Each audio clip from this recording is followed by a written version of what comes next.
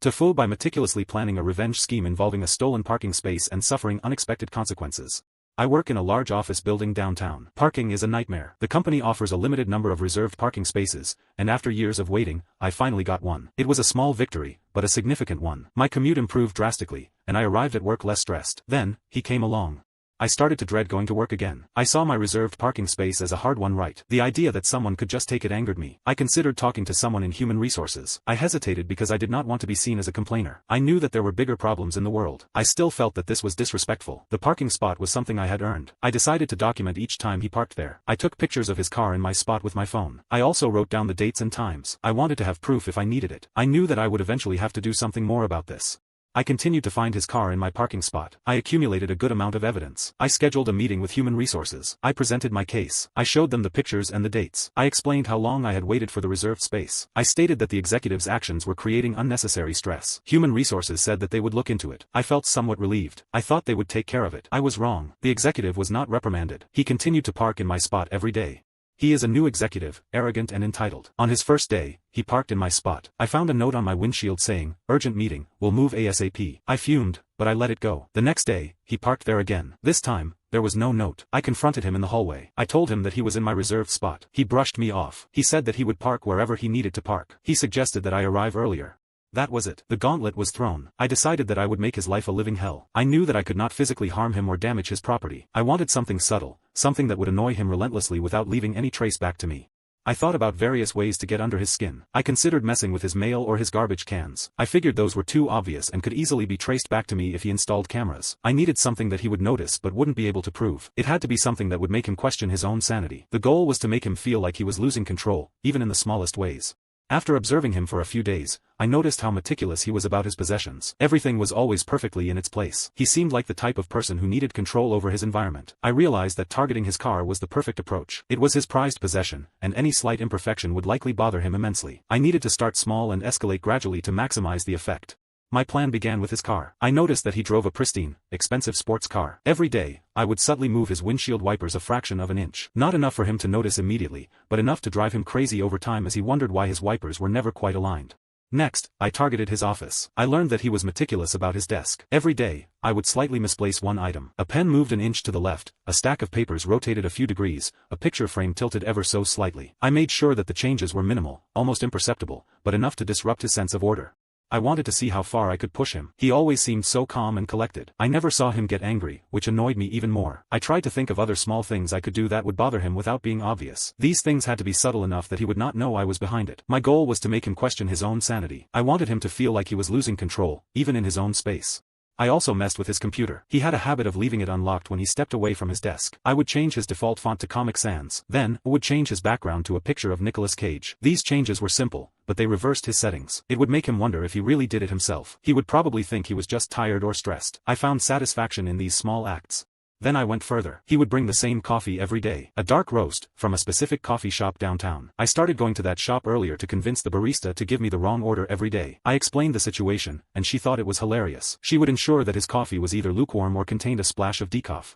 I felt like a puppet master, pulling strings and watching him squirm. He grew increasingly agitated. I saw him snapping at colleagues and generally being unpleasant. It was working. My revenge was slowly but surely driving him insane.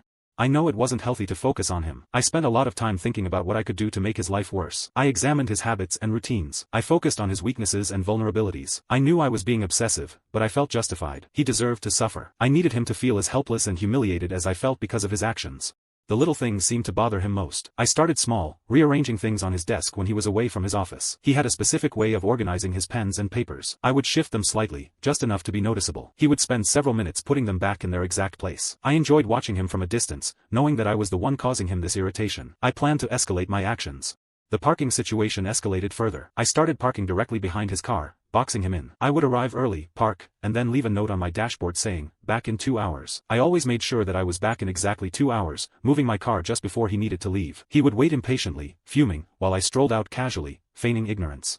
One day, he left a note on my car that threatened me. He said that if I did that again, he would have my car towed. I laughed. I continued my campaign of petty annoyances, emboldened by his frustration.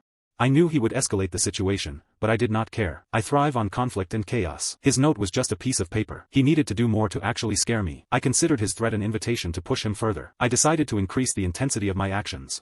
I began focusing on things that would inconvenience him at work. I knew his schedule. I knew he was meticulous about his office setup. I figured I could disrupt his routine and rattle him at the same time. I thought about things that would be annoying but not overtly malicious. I wanted to avoid any serious repercussions if he discovered my involvement. I started tampering with his office chair. I would subtly adjust the height, making it either slightly too high or slightly too low. I would also loosen the screws on the armrests, so they would wobble slightly whenever he leaned on them. The culmination of my plan involved his presentations. I learned that he had a major presentation coming up, one that was critical to securing a large contract. I knew that he saved his presentation on a USB drive. When he left his computer unlocked for a few minutes, I copied the presentation to my own drive. Then, I subtly altered a few slides. I changed the font to Comic Sans, inserted a few ridiculous stock photos, and replaced key data points with incorrect figures. I felt a little bad about messing with his work. He seemed stressed, and I knew this presentation meant a lot to him. I reminded myself that he caused me a lot of stress too. He constantly undermined me in meetings. He took credit for my ideas. He made me feel worthless. This presentation sabotage seemed like a fair way to get even. I also considered telling him what I did before the presentation. I could have given him a chance to fix it, but I decided against it. I wanted him to experience the same humiliation I felt. I thought he needed to learn a lesson. Maybe this experience would change his behavior. I made sure to arrive early that day. I wanted to see his reaction up close. I positioned myself where I could observe both him and the audience. I did not want to miss a single detail. I felt nervous and excited. I kept thinking about how he treated me. I replayed all the times he embarrassed me. I thought about the sleepless nights I had. He deserved this moment. I tried to focus on the present. The presentation started, and I held my breath.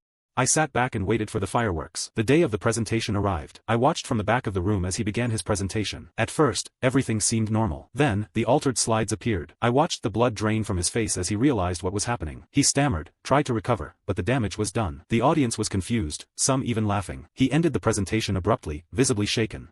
I felt a surge of triumph. I had finally gotten my revenge. He would learn never to mess with my parking spot again.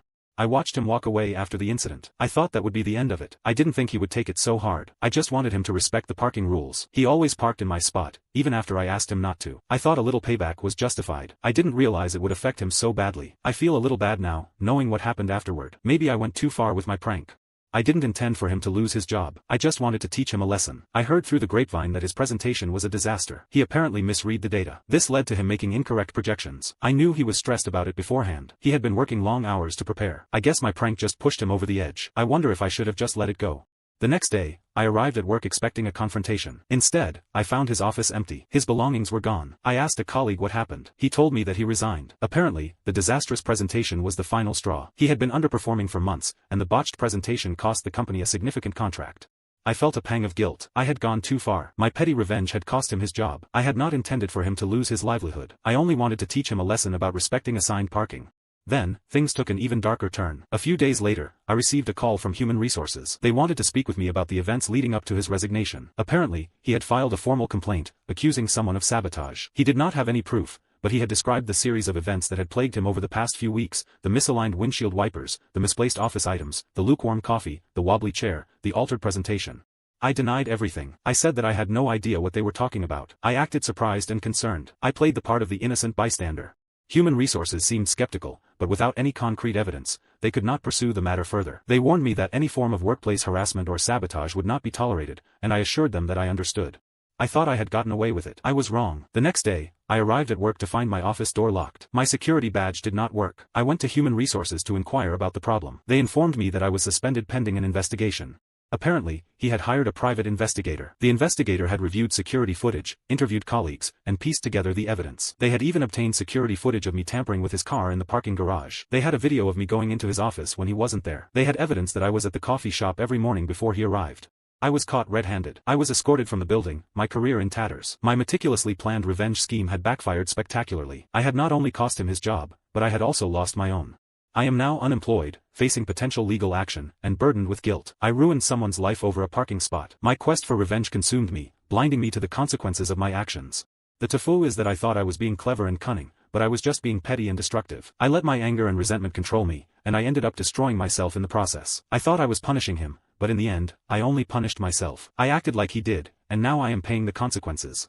The worst part is that I still do not have my parking spot. Someone else got it while I was suspended. Now, I have to take public transit to interviews, and I regret every single step I took in my pathetic and ultimately self-destructive revenge scheme. I learned a valuable lesson. I should have just parked somewhere else. I should have talked to someone. I should have just let it go. Revenge is not a dish best served cold. It is a poison that consumes the one who serves it. And I drank the entire bottle.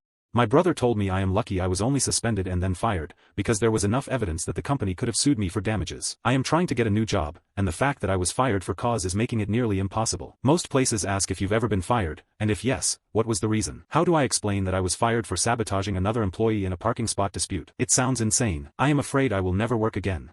He may have been arrogant and entitled. He may have deserved some form of punishment for stealing my parking spot. But I did not have the right to take matters into my own hands. I should have reported him to management. I should have filed a complaint with human resources. I should have explored other options. But I let my anger get the better of me, and I made a series of terrible decisions that have ruined my life. I have become the very person that I despised.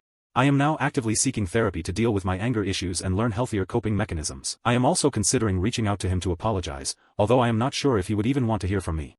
I am sharing this story as a cautionary tale. If you are ever tempted to seek revenge, please think twice. The consequences can be far greater than you ever imagined. It is better to forgive and move on, or to seek help rather than to allow anger to consume you and destroy your life and the lives of others. I wish I had learned this lesson sooner.